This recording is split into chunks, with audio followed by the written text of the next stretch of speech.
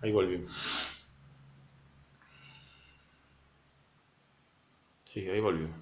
Este, vos, cuando recordás todo esto, al recordar esto, también yo creo que recordás sí, las nociones que tenían esa, esa restricción que vos planteabas, si podías visualizar esa mirada de una concepción de vida muy cercana al ser nacional, a la patria, vida, ¿no es cierto? Respetando eso, rescatando eso que se había perdido en el periodo anterior.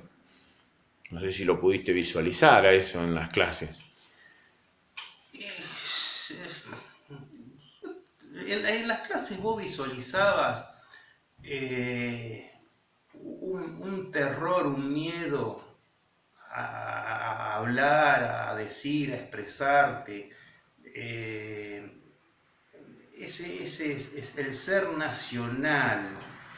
Ese cartel que estaba en el obelisco, los argentinos somos derechos y humanos.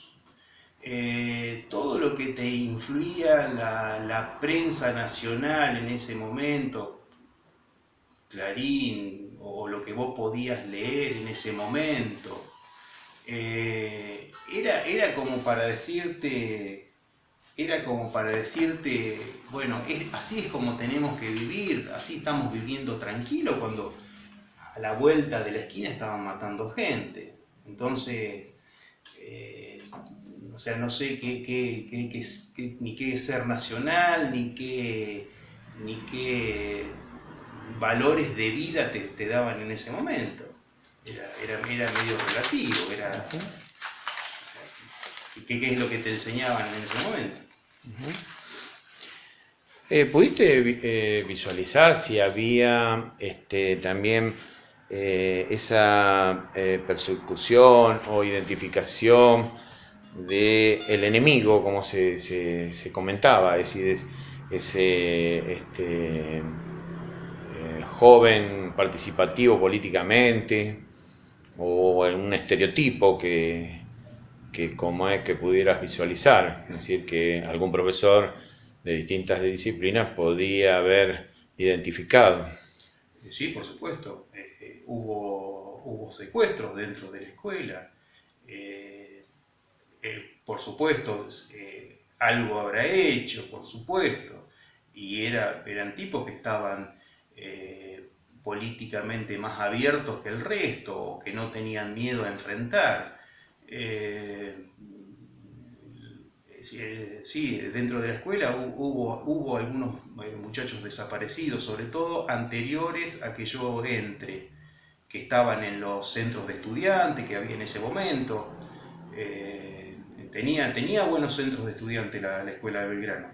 Cuando yo entré, eso ya no existía más. Ya no existía más. Yo entré en pleno periodo militar, periodo eh, vos no tenías dónde ir a quejarte, a nada, listo, no había más, no estaba.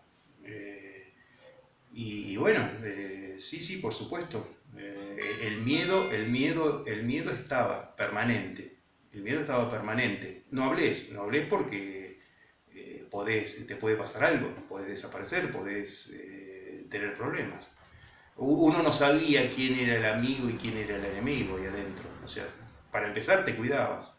Uno conocía, por supuesto, no de las radios nacionales, no de la televisión.